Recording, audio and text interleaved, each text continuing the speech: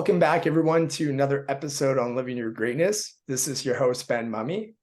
And today we have a guest that we are welcoming back to the show, and that's Jay Martin. Jay Martin is the host of the Cambridge House. So Jay, nice to have you back. Ben, it's great to be back, man. I'm looking forward to chatting with you.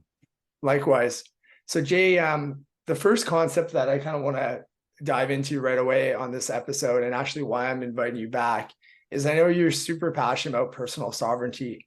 So how does this idea influence your approach to investing, and particularly in terms of the commodity space? Oh man, so when I think about what personal sovereignty is, it's the concept of like emancipating myself from counterparty risk. So that's the investment tie-in. We can get into that. What I'm talking about is separating myself from the poor decision making of other people, or just the decision making of other people that I don't want to be a part of, right?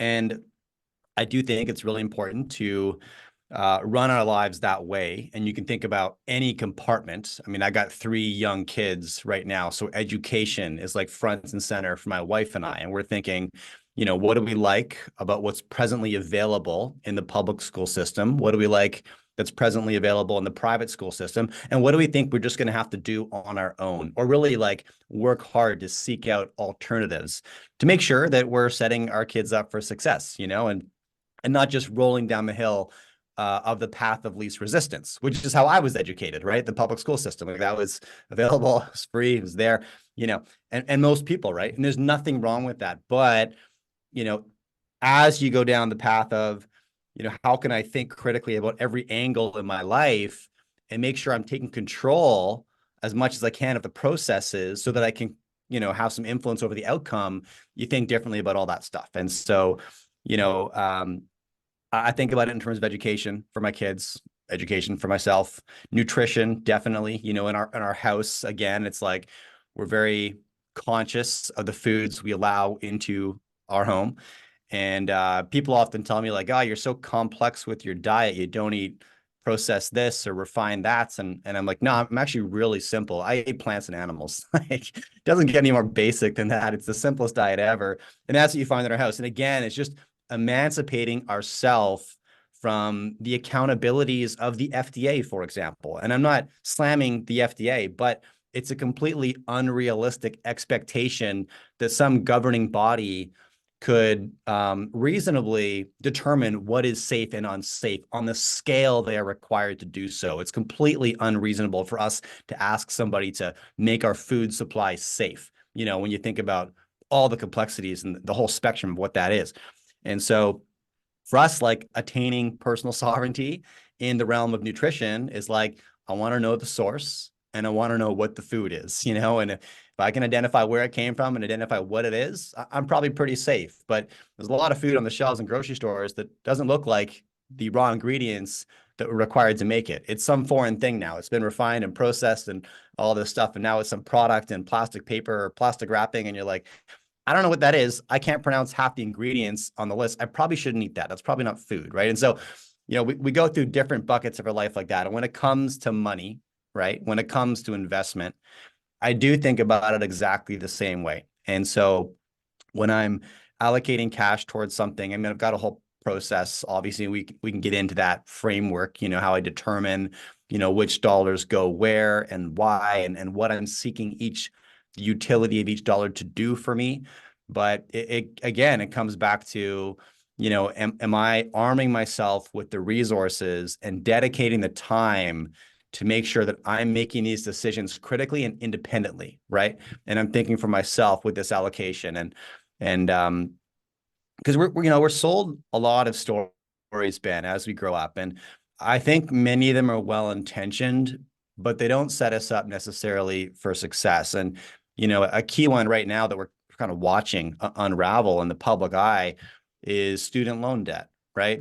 My wife's American, my family's dual. I'm up in Canada, but, we spend a lot of time south of the border, and very likely we'll end up there in the next couple of years. But, you look at the student loan debt crisis. And I'd call it that. If you're, 35, 40 years old, sitting on 70 to $150,000 of student loan debts and really no career prospects that relate to that education you paid for or borrowed money to pay for, that was a bad deal. But all you did was take the good advice, right? You went to school, you borrowed the interest-free loan, you went to post-secondary to set yourself up for success. And that was the story you were sold. This is the best path forward. This is being proactive, right? Putting the work in, putting yourself, getting ahead in life, all this stuff. But when you're spat out the other end with a $100,000 liberal arts degree and no career prospects, you're like, what the hell happened here? Like, all I have is debt to show for this, and it's just a bad story. And it's, again, I think there was probably a time where it was well-intentioned. For example, the FDA was founded on the basis of preventing food suppliers from inputting any preservatives into their food. Can you imagine that? That was the original concept of the FDA. It was to prevent adulteration of food products. So if I sold you, a quarter cow, you knew that's all it was. There was no funny business in there, right? There's no weird preservatives to try to make my product last longer on the shelf. Like, it was to protect the sacredness of raw food, right? That was the origin of the FDA. Now, obviously today they manage like over 12,000 different weird chemicals and ingredients. And it's like, it's just ran away as things do. Uh, but oh yeah, so the story with education, like, probably well-intentioned at one point in time, but eventually, there's just so much money to be made in post-secondary and loan repayments and all this, that I think it's gone south. So we're watching this one unfold in the public eye, and it's like, it's one of those things where you just have to be cautious of the stories you're sold, and the better you can emancipate yourself from the decision-making of others. That's what I call counterparty risk. And, in finance, we know the concept of counterparty risk. It's whoever holds the other side of your bet, and so every investment typically has counterparty risk, right? If you're investing in Tesla stock, for example, right? Your counterparty risk is that Elon Musk might go do something crazy and crash the share price. You can't control him, right? You're invested in that outcome, but you can't control the counterparty, the other party on that bet, which is the CEO of that public company. And in the case of like fiat currency, obviously the counterparty risk is the issuer of that currency. So if you're holding dollars or pesos or whatever, there's some governing body that issues that currency, and they can get reckless with their fiscal policy and just start printing it into oblivion and devalue the purchasing power of that fiat currency asset. That's the counterparty, is the issuing body, and you can't control them. So again, there's always risk there, right? And so I do, through my portfolio, through my kitchen, through all buckets of life, try to identify who is the counterparty risk and how can I remove that risk from my life so that I retain control at the end of the day. Absolutely, Jay. So you know what? Lots to unpack there. One thing though that I do want to pinpoint or even comment on is, yeah, when you think of personal sovereignty, the one aspect that kind of saves us is knowledge, right? Better understanding the complex world of the finance world and doing our due diligence to protect ourselves, right? Because we can't depend on the government. We also can't depend on other people that will not put ourselves first, except for ourselves, right? And so that actually brings me to, I know one asset class when it comes to investing that you're super, how to say, keen on, is owning gold, right? And so something that I want to bring up here is, can you elaborate on why you believe owning gold for the next decade is so crucial for every investor? Because I can't predict the future. That's why. But what I can do is read about the past. And you don't have to go very far down the path of history to see that during the world's most volatile times, during the rise and fall of empires, during world wars, during nationwide market crashes, a couple assets tend to retain their purchasing power, and the owners of those assets tend to come out on top. And two assets are always in that conversation. One is gold and one is land. And now land has some additional counterparty risks, some tax implications. You can have government intervention, all this stuff. But, depending on where you're owning land, I feel good about that as well. And so with gold, I own it for a couple of reasons, man. Like, number one, I like that tie to history. You can look at the rise and fall of the Portuguese Empire, the Spanish Empire, the Dutch Empire, the British Empire. We're living through the American Empire, but all those empires I just mentioned, that's only 600 years of history. Like it's quite a thin slice. But you see 5 empires inside of that 600 years. So it should give you, and with their all respective world reserve currencies, by the way, the Portuguese had a maritime based, but world reserve currency. So did the Spanish, definitely the Dutch did, absolutely the British pound sterling, and now US dollar. That's a pretty compressed timeline. So it should give you some idea, some hint at the expeditious nature with which that power rotates, and it will rotate again, and we'll live through it, almost guaranteed. And so, but being unable to predict the timing of those things, that's why I want to own gold, because gold's what you own when you don't know what's around the corner. Okay. It's not what I own to get rich. It's what I own to preserve wealth, right? Gold equities, different story. We could talk about that. That's where you can look for some torque. But if the intention is to put a bit of wealth in a place where you can feel pretty good about just leaving it there, maybe just even for your kids 50 years down the road, right? Let's say I live another 50 years. So that's what gold does for me. It just retains purchasing power based off its historical track record of a couple thousand years. That's enough for me to say, I can't predict the future, but that's a pretty good track record. It'll probably keep doing that, probably, right? Anything can happen, but, I feel good about sort of the Lindy effect. The Lindy effect is like, guiding principle that tells you about the, projected future relevance of something based on its historical relevance, right? And so, books have been in print for what, like something like 2,700 years. Am I getting that right? So you could project that the technology of a book will still be relevant 2,000 years down the path because it's been relevant for at least 2,000 years, right? Whereas like a technology that just kind of landed on your desk last week that you never heard of before, some new weird social media application or something like this, like, what's the probability that it's going to last another 100 years? Like pretty light, actually, right? So anyways, that's what gold does for me. It's like, I just look at the historic track record, but also there's utility in gold. So people look at it and they're like, oh, it's a archaic, boring rock. It does nothing. And I'm kind of like, yeah, that's the point of a safe haven asset. It's not supposed to be volatile. It's the antithesis of volatility. But what it does do is it gives you that option on liquidity. In the face of a crisis, it's a liquid asset in every market all the time. You can always sell your gold for cash. And I've been there, I've been actually like relatively recently, about a year ago, I was hit by 3 very close family members with pretty severe medical situations. And I ended up catching the bill for all 3.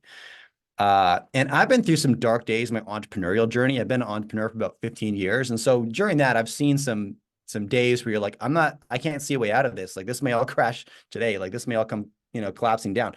But I've never experienced the cash call like I did about a year ago, because there's 3 different directions, sizable bills, and we needed the money ASAP. And it squeezed my liquidity, big time. I liquidated some of my gold. I was like, I got that option on liquidity, but that's what it's there for, right? And it was depressing for me because, gold, I would like it to be a buy-only asset, something I acquire and store. It's legacy wealth. Hopefully my grandkids end up owning it, right? Again, that's, what history has shown us has been a good bet. So having to sell it was like a bit of a hit to my psychology, because I was like, I'm depleting the legacy reserves. I'm depleting the Bank of J, the treasury, the big one, the one I don't want to touch. But the point is, I was able to do that because, I had stored wealth in this option on liquidity asset with 0 counterparty risk. And I needed to call that option, but I had the ability to do it, and that's what gold does. That's the utility of gold, right? And people may say like, oh, but if you had that money in cash, it would just be a quicker transaction. It's like, that's the point. I don't want a quick transaction. I want a transaction that requires me to slow down, think about whether or not this is necessary, and then take a few laborious steps to liquidate that asset, get the cash, and then deploy it. And so there's some guardrails there, which are actually really effective and prevent, especially if you're like a trigger happy, human being like I can be. I'm spontaneous sometimes. I need those guardrails in place. I really enjoy having those guardrails in place. So, number one, it's like, yeah, history's just shown me that's been a good bet. one of the best bets. By no means is this like 50% of my portfolio or something crazy, but it's the insurance policy, man.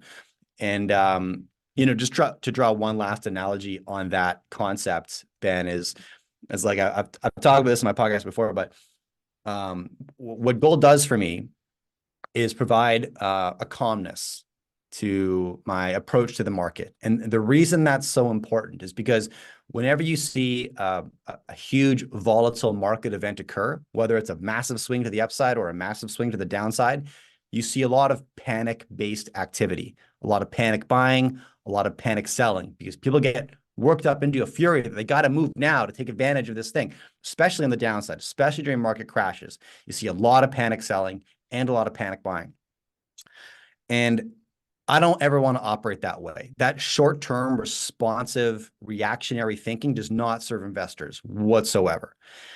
Now, gold is like having, it's like having a weapon in your back pocket and you're faced with a crisis on the street. You know what I mean? Somebody gets in your face, real volatile, real loud. You're kind of worried about your safety here. The situation's getting out of control. And most people would react, and they're going to be scared. They're going to respond with fear. And they may do something unpredictable that ends up hurting them because, they're just terrified in that moment, right? Maybe grab a rock and take a swing. I don't know, escalate the situation, make it worse. Whereas if you just have something in your back pocket that's going to keep you safe, you're going to respond a lot differently. You're probably just going to sit back and be like, this guy's getting loud, he's getting in my face, looks aggressive, but I know I got it. I know I got it if I need it. I don't need to respond. I can let him blow himself up. And if things really do escalate, independent of me being still and calm, I have the tools to deal with it. So I'm cool.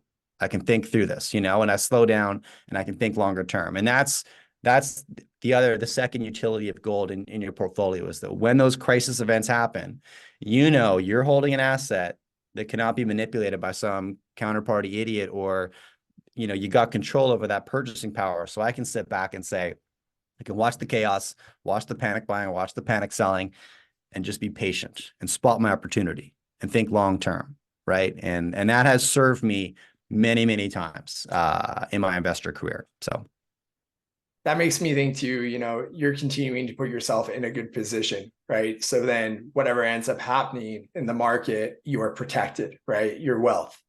Something that is really interesting that I think I want to add to this conversation is, if we think in the last 30 years, right? If we look at central banks and what they have been doing, they have made, a shift from being net sellers of gold and actively acquiring it. So, my next question that I want to ask you is, what are the reasons behind, the record purchase? If we think, last year, where there was 1,136 tons of gold by central banks in 2022, particularly in terms of high inflation and geopolitical uncertainty. Yeah, and we're on pace to do another 1,000 tons this year, central bank gold buying, which, as you mentioned, that's a 40-year record. So why are central banks all over the world suddenly stockpiling gold? And, one common thought on that concept is that central banks no longer trust US dollars as their best choice of reserves. Now, historically, this has been the best choice of reserves. You want to own US dollars, not even your own currency. If you're Uruguay or Argentina, you want to own the majority of your treasury, your just in case cash in US dollars. It's the world reserve currency, and it's the currency you need to buy and sell anything on the global marketplace, whether it's cattle, oil, you name it. Catalytic converters, all traded in US dollars. So that's why countries owned and still own US dollars. Now, a big statement around central bank gold buying is that countries are beginning to abandon the US dollar, and maybe in response to the United States sanctioning $600 billion of Russian USD on the heels of them invading Ukraine. So when they invaded Ukraine, Russia, one of the sanctions the United States put in place was to effectively delete $600 billion of USD reserves that Russia owned. And that sent a message to the world that you always thought your US dollars were safe, right? And we just showed you they're not. We can decide to sanction that money if we don't like your behavior. And you can look through the last 80 years, and most of our allies today acted in a way at some point in history that US would have sanctioned them based on their behavior. I mean, Germany, France, like you name it, Israel. And so that could be it. I don't agree with that statement, by the way. I don't think that central banks are buying gold because they're abandoning the US dollar. I think they're buying gold because they don't trust their own currencies. That's what I think is going on. And so we are seeing a bit of countries lightening up their USD reserves, but more what we're seeing is just the acquisition of gold, physical gold. And I don't think that says as much about the US dollar as it does about the global sovereign debt crises that we're kind of watching unravel right now. And if you're Argentina, they just devalued their currency 50%, overnight, 53%, I think. And so you're holding Argentinian pesos. You just lost 50% of your purchasing power overnight, right? There's wild events like this occurring globally. And so I think central banks own gold for two reasons, are buying it for two reasons. Number one is they're all in debt. They're going to have to inflate their currencies away to service this debt. And they don't have the ability to print a reserve currency like the United States does. So they have far less options to solve their debt crises. And diversifying to gold is probably a good bet for all the reasons that we've already discussed. And secondly, the geopolitical chessboard has been thrown up in the air and the pieces haven't landed yet, but they're up in the air right now. And that means that for the last 40 years, we've been in this relatively predictable era of globalization. And, trust has existed globally, trust enough, fragile at times, but trust enough that if you had the cash or the credit, you could buy whatever you wanted from whoever you wanted, right? The global marketplace. This is the era I grew up in, right? And as a consequence, wider variety of access to cheaper and cheaper goods. I mean, that's been my life story. That era, I believe, is over as we've known it. And this new era is not going to be simple, complex, or easy to predict, but it's going to be different. And we're seeing countries guard their raw materials very differently than they have over the last 40 years and be a lot more particular about who they're willing to share those raw materials with. New alliances are being formed. That's what I'm saying. So, Russia just last week threatening to ban the export of uranium to Western nations. Indonesia, the world's largest nickel exporter, banning the export of raw nickel, right? Putting the whole world on notice, and cobalt and copper are next. Panama shutting down First Quantum's copper mine, putting the world into a half a million ounce ton deficit of copper, at present. And there's a lot of unpredictable behavior going on right now. And I think countries are just playing the cards they have, right? Indonesia's card is they're a nickel exporter. They're the world's biggest nickel exporter. And so now's the time to put the world on notice and see where they can get leverage.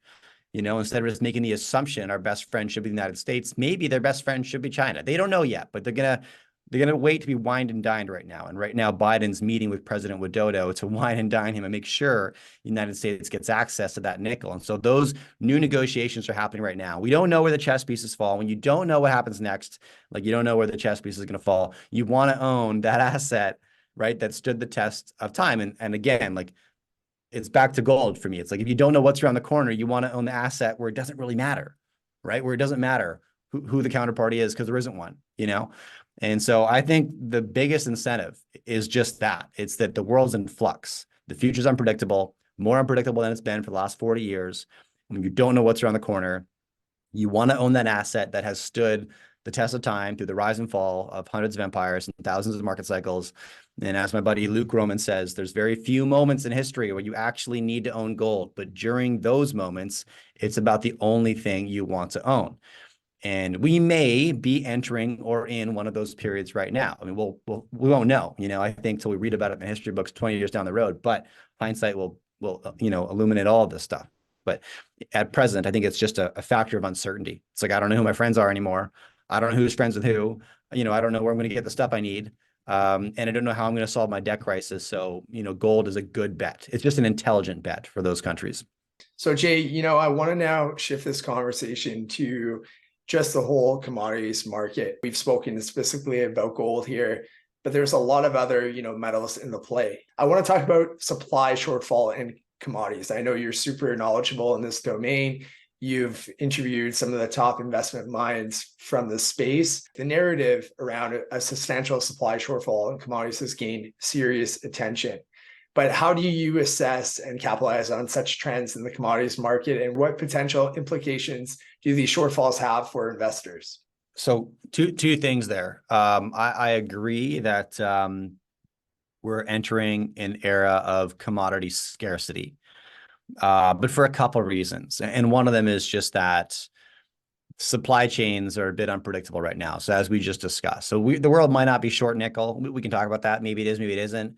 But what we are entering is a period where we might not be able to access the nickel we need just because of the geopolitical alliances that are forming, right? So either way, it creates a scarcity of access to that supply chain, but simultaneously, we just got through sort of 15 years of starvation of capital invested in the commodity extraction business. So this is where all that stuff comes from, whether it's the lithium or the copper or the gold, the uranium. It hasn't been a good bet for about 15 years. The good bet has been to chuck money at FANG stocks in the US equities market. And so that's where all the cash is gone. And this is reflected in the inflated prices of seven companies that carry 25% of the value of the S&P. It's been this massive consolidation of cash. But the U.S. equities market, broadly speaking, has been a safe enough bet for the last 12 years that no one's going to go down and invest in, utility companies and mining companies and commodity explorers, all this stuff. They haven't had to make money. But eventually that bill comes due because we need stuff. We're going to keep, despite any kind of near-term, long-term global instability and volatility, the trajectory of humanity is up and to the right. I mean, I'm long-term bullish human ingenuity and progress. And again, just look at history and it'll give you that evidence of why you should be.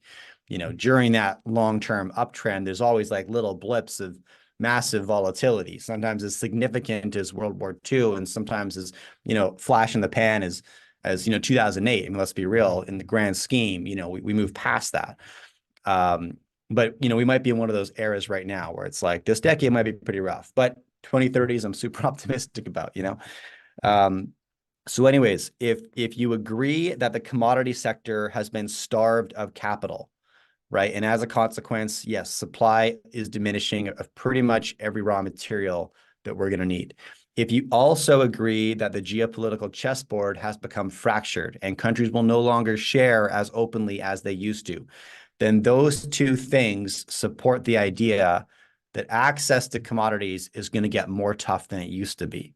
And when access is tough, we'll pay more for that stuff, right? When our supply is scarce, we'll pay more for it.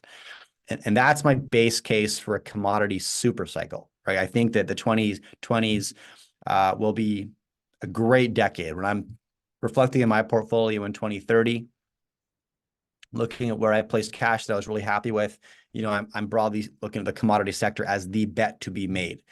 Yes, I interview money managers twice per week on my podcast, strictly to find out where they're putting their capital and then find out where there's consensus. Because as you know, if you interview 20 different money managers with great track records and tons of experience, you're still going to get kind of 20 different ideas, about where they're putting cash. But there's also going to be some hints of consensus. So we all agree on this one thing or these couple things, and yeah, the smartest money that I stay in touch with is making this bet as well right now. So, as you mentioned, I said I'm buying gold, and then you're like, well, central banks are also buying gold at record rates. I'm not the trendsetter. Whenever I'm doing something, I typically, if I do my work and look around, I'll see that I'm part of a wave. It's like, I had this idea to increase my gold holdings. I had this idea to invest in the commodity sector. And I look around and it's like, actually, a lot of people are seeing the same signals that I'm seeing, right? There's a whole bunch of us moving this direction.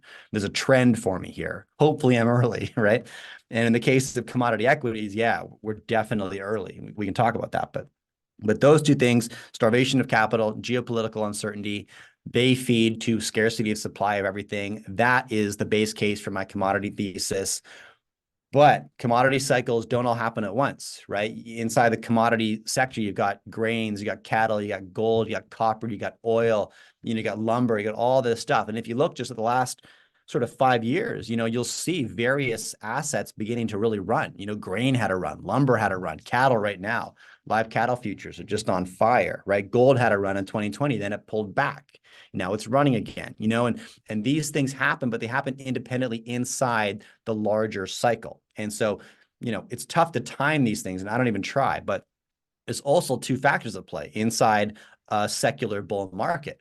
You have the major macro trends that are driving price over a long-term trend. And this is what we're talking about with, starvation of capital and geopolitical trends. And when I think through how do I make myself, significantly wealthier in the 2030s, that's how. But along that path, that multi-year trend, traders get involved and they overbuy and they oversell and they overbuy and they oversell. And this creates short-term volatility on the uptrend, which can shake people out. If you bought into gold equities, for example, in 2021, and the market pulled back really aggressively for 2 years, you're like, oh, the market's over. It's like, no, it's a severe correction. I mean, the market got really hot. It got way overbought in 2020. Now it's being oversold. Then it'll get overbought again. Then it will be oversold. Like inside of this secular bull market, there's massive swings of volatility along the way. So, you just got to determine, like, what are you trying to do here? Are you trying to time each one of those swings? Well, good luck. I mean, best trader in the world, maybe, but, there's so few of them that we know their names, right? Whereas if you're a long-term value investor, you can separate yourself from that short-term volatility and say, I'm not investing for next quarter. And so it doesn't really matter to me, what the price does over the next 6 months, because my time horizon is 3 to 5 years. And if I am confident that my time horizon is 3 to 5 years, then what happens over the next 9 months shouldn't shake me out of a position, because that's not my 3 to 5 year time horizon, right? And I expect volatility inside of that time period, right? But, staying focused on that. So when it comes to commodities, like, there's a variety of ways to play it. I like the equities, and we can talk about getting into some details there if you'd like to, and where I'm putting cash and why. But that's what I try to communicate to people when they ask me about the commodity sector, is that, first of all, identify your time horizon, and that'll tell you what kind of investor you are. A lot of traders identify as investors, but really they operate like traders. They're trying to time markets and trying time swings. They get shaken out easily. They FOMO buy and chase share prices, and it's just a horrible practice, right? So it's a mug's game. So identifying your time horizon, what kind of investor you are, long-term value, great, we can talk. That's what I do, right? And then build your case around specific commodities and try to find the right timing on those. You know what? I want to stick actually right now, because something I admire about you is, your long-term framework, in terms of really being in this, not for the short run, but for the long run, and positioning yourself to set yourself up for success. But there's one investing principle, that one of your mentors, Rick Rule, always says, and that's, you are either a contrarian or a victim. So how have you applied, this rule or investing principle that he has spoken about many times to your investing career? Okay, so here's how you do it. As I said, I can't time markets. Maybe your audience can, but if they can, I don't know why they're listening to this podcast. They're already billionaires, but I can't. And so if I can't time markets, then let's think about what Rick said, right? You're either a contrarian or you're a victim. Our job as investors isn't to time markets, so we shouldn't even be trying, right? Our job is to identify things when they're cheap and buy those things, and then sell those things when they become expensive, right? And the contrarian is the one who buys those things when they're cheap, because they're cheap because no one else is buying them, right? Like gold equities right now, there's zero competition. I can walk in on the open market and build positions in companies that are down 80% from 3 years ago, meaning somebody is the victim. Somebody is selling me a position they're down 80% on, right? And they've already eaten that risk. They've realized it. I get to buy, right, at the 80% discount if I'm the contrarian. And I move in today when nobody else is, right? And eventually the gold equities market will get overbought again because it's cyclical, right? Like it did in 2020, 2021. And then I will sell to a victim who will be buying at the top of the market and ride it all the way down again, And we want to believe that we can spot opportunities that nobody else sees, and we can outsmart the market and all of this stuff. And I get it, right? And we're also impatient. We want to get paid today. So why would I buy an asset class that, frankly, no one else is buying and has shown no momentum in a couple of years? No, I want to get rich today. Bitcoin's running. I should buy Bitcoin, right? Okay. But that's not how Rick made himself a billionaire. That's not how anybody made themselves a billionaire, right? You get wealthy by identifying cyclical markets and then entering those cyclical markets at or near the bottom of the cycle and then riding it to the top.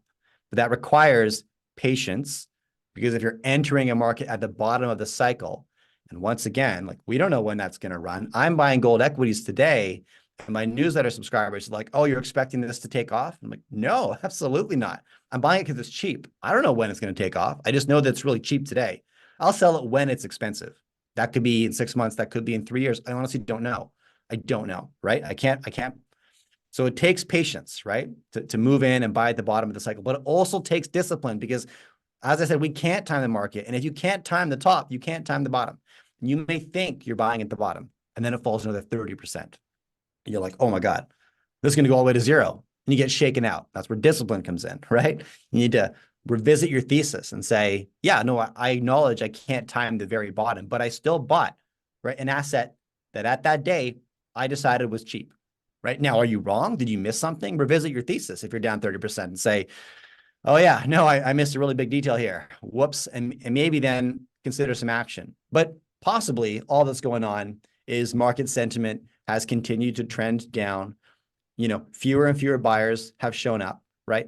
And as a consequence, prices continued to fall further than when you entered, right? But if you bought, at that 80% discount to someone's earlier position, I mean, gold equities right now are the most polarizing example, because whenever I buy a share of anything, I want to acknowledge that I'm having a disagreement with somebody, right? I'm squaring off with the seller of those shares. We're disagreeing. They are selling, and probably, hopefully, they're selling because they think the share price is overvalued and going to fall. So they're taking profits. I mean, that's the best case scenario for them. But I'm the buyer, and I'm saying, no, that's undervalued and going to go up. That's why I want to buy it. But he wants to sell it, or she wants to sell it. I want to buy it. We disagree on the value of that share price. That's sort of what people miss frequently. They just pile into Tesla and they're like, why is somebody selling me the Tesla shares? It's a marketplace. You should think about why somebody is selling you anything all the time. So when it comes to gold equities, like, that's a question we could wrap our minds around, because a lot of investors piled in 2021 because they expected the 2020 market to continue, and it didn't. And in 2022, suddenly they're down 50% in their position, but loss aversion is real. No one wants to take a loss, so they hold on. They wait for the market to come back. But now 2023, now they're down 70%, 80%, right? Now this is getting real. And now people are getting shaken loose. And it's like, maybe they got cash calls in their life, right? Money's tight for consumers right now. We can go through all those data points, right? Credit card delinquencies, auto loan delinquencies, mortgage delinquencies, new credit application rejections are at all-time highs. Like, consumers are tight. People need cash. They need that liquidity, right? And they need it at any cost. And even if that cost is 80%, on a position they built in 2021, and now they're way down, but there's still $4,000 left in the position. They need that $4,000. So they'll take the loss, withdraw the cash, sell me the shares. That's my opportunity. I get another discount. Be patient, be disciplined, and wait, right? Now, much easier said than done. Much, much, much easier said than done, because, I'm applying that strategy in real time. That is what my portfolio looks like right now. And my premium subs see the companies that I buy and what I own and their performance, right? And just broadly speaking, if there's 10 companies in that portfolio right now, probably 7 of them are down, right? In the gold equities or silver equities sector of my portfolio, right? There's a couple up, but majority are flat or down. And it's like, well, that's the game I'm playing, right? I'm entering at what I believe is close to the bottom of a market, and then I'm going to be patient, and I've been patient, and I will continue to be patient and disciplined and wait for that market to pop, right? Because that's how my mentors all got stupid wealthy. I'm just rinsing and repeating the same process. You know what I mean? And it's funny that you mentioned that, because even like we hear it all the time from, legendary investor, Eric Sprott, right? He always tries to be the first one in the room, right? Of like a party, right? The whole concept. Yeah. And, essentially that's what you're trying to do, right? When you're looking for something that's unloved and undervalued. So I really appreciate, your perspective there. Something that I want to move to, Jay, is, you got the Vancouver Resource Investment Conference coming up. A conference that I actually recommend to anyone that ever asks me about, just investing, or if they're curious to learn more or challenge their circle of competence. But how do you define and expand, your circle of competence as an investor? And what strategies do you do to stay within it? I think you're asking me like, how do I identify my competitive advantage as an investor? And that is my area of competence.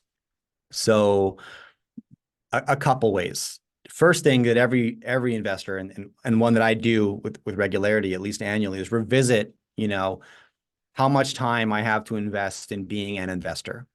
Because too frequently we treat the market like kind of a flippant side hustle that we look at every now and then. And as long as we're putting some cash away, we're probably doing the right thing. And maybe you are. I mean, investing blindly, passively, spontaneously is better than not, right? But it kind of gets me back to the front end of our conversation where it's also the path of least resistance. It's the public school system. It's take the loan, get the liberal arts degree, and just pray that everything works out okay, right?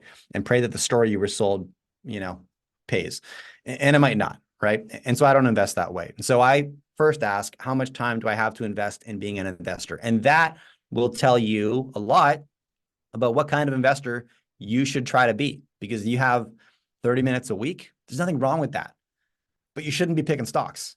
Absolutely not. It's not enough time to be competitive.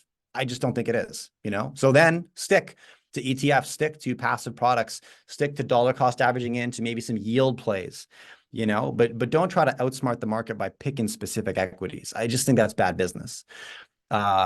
Investing is like anything. You get out what you put into it. If I want to become a better martial artist and I'm in the gym 30 minutes a week, like I'm not going to improve very fast. But if I'm there 4 days a week, 5 days a week for an hour, right? If I'm eating right, if I'm sleeping right, like I'll improve noticeably and I'll rise to the top, So investing is the same. So first of all, how much time do you have to invest in being an investor? So for me, it's a couple hours a day.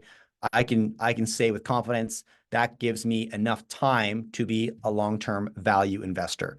Not enough time to be a day trader, nor do I want to be, or a swing trader, because I'm not in the market all day. But for a couple hours a day, I can pay attention to the macro themes. And then, because of the business I'm in, my day job is also kind of market, right? Like I'm interviewing, money managers and running conferences and doing all that stuff. So I say 2 hours a day. Realistically, it's a lot more than that. But, independent of work obligations, just looking at my portfolio on my own, probably about that. So then how do I go about, if I am a long-term value investor and I want to achieve some capital gains, then I'm going to look at areas where I can get some torque for my money, right? So physical gold, not really it. Real estate, for me, not really it. Those are places that I park cash to just sit and retain purchasing power. That's one far end of my barbell, I call it, my portfolio. But then the other end is my speculative asymmetric bets. And it's smaller part. It's about 20% of my net worth versus 80% in the big, boring, slow bucket. But the 20% over here is where I seek capital gains. I seek that torque. And I'm specifically looking for very asymmetric bets. Bets I can make, like these gold positions that are down 80%. I'm looking for things that I can say with some level of confidence, I think within a few years, I'll see a 5x to 20x return on some of this stuff, right? And that's what I seek. So I like the commodity sector for the reasons we just discussed right now. I don't always love the commodity sector, but I love it right now. And then when it comes to valuing different companies and deciding who should I park cash with, if I'm in the commodities business, let's get really granular with the mining companies, right? Precious metals, let's say gold and silver, explorers, developers, and producers, right? Well, again, when it comes to diligence, you can obsess over drill results and geology. And if you have that background and that area of competency, then play that card. And, good friends of mine, like Brent Cook, geologist, successful investor in this space, obsesses over the rocks. He looks at rocks over everything. That's his competitive advantage, but it's not mine because I'm not a geologist, right? What I am, I'm in the people business. I host a podcast, host a conference. I'm always engaging with people in this business. And so I invest based on what's above the ground, not what's beneath it. I invest in the decision makers above the ground. So I pick my people very specifically and I stick with them. And sometimes those are company builders. And take an entrepreneur like Ross Beatty, for example. If someone is familiar with the mining space, they've probably heard the name Ross Beatty before because he's built 15 companies and every single one of them delivered a 10-bagger for his shareholders. He's like a broken slot machine. My job as a people-focused investor is to find Ross Beatty, find the next Ross Beatty. And I've got a roster of names that I follow. Some of them are company builders. Some of them are investors. You mentioned Eric Sprott, Rick Rule, right? And when I started my journey, man, I was so disciplined with this. I had about 30 names, Ben, that I had Google alerts set for. Like and Eric Sprott was one of them. If Eric Sprott is buying something, I want to know. So I had Google alerts set for his name. Any press release that mentioned Eric Sprott's name, I'd get an email about it, right? Frank Giustra, Rick, like, on and on and on. And I had about 30 names in that bucket. And I want to know what the smartest money in the business is doing in real time. And then I want to dive into why, right? And so can I also make that bet? Do I have the ability, or do they negotiate something off market that I just don't have access to, right? But you can get into that. And so for me, I'm very people driven.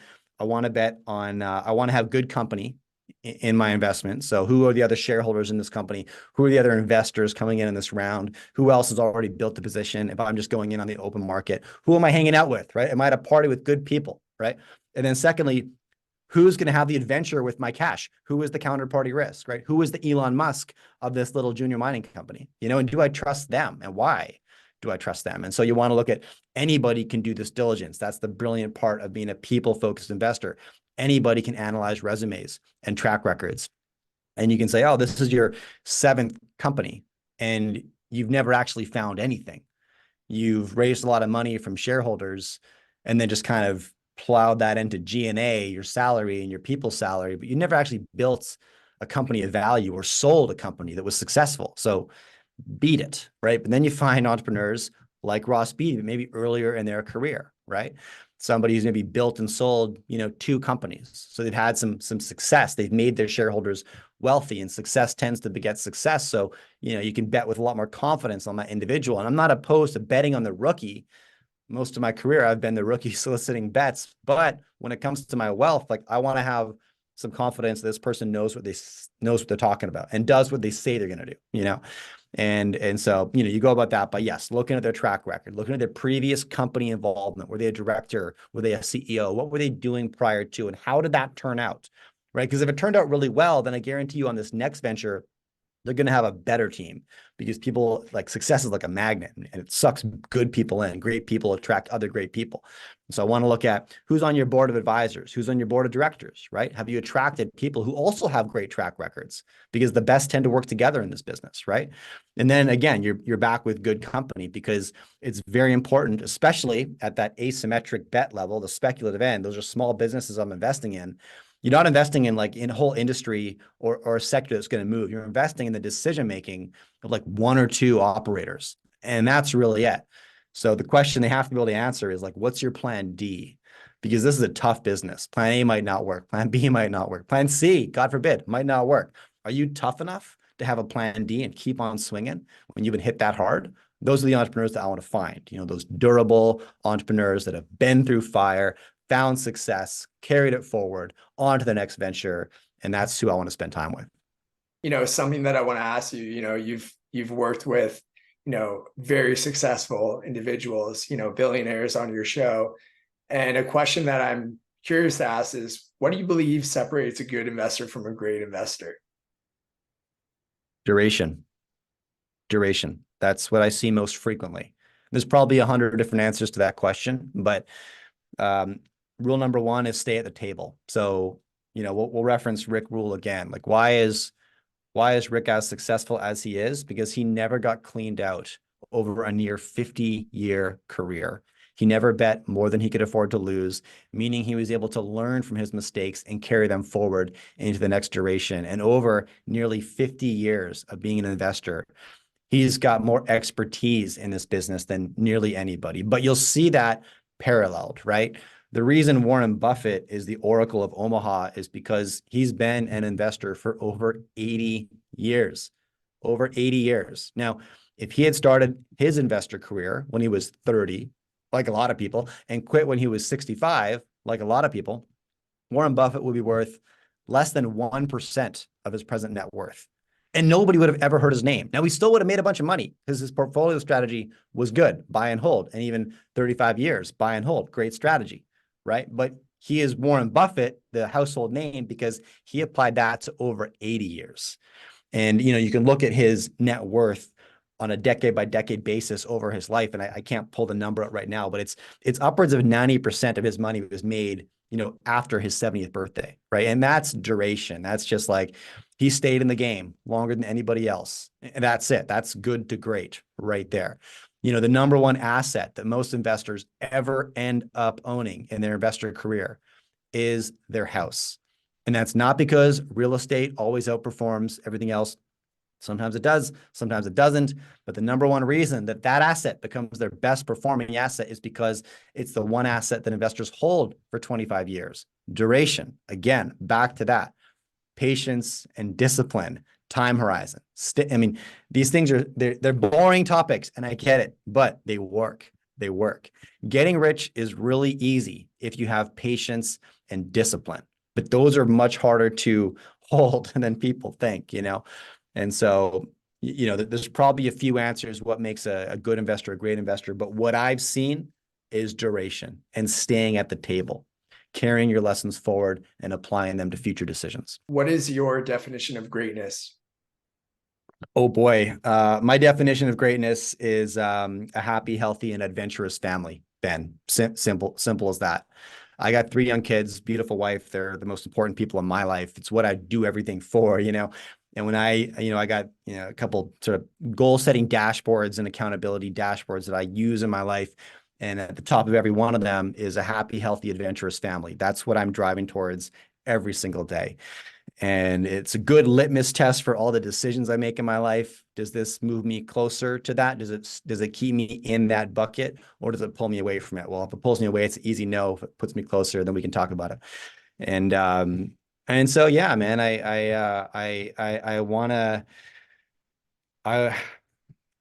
that's what it comes down to for me, man.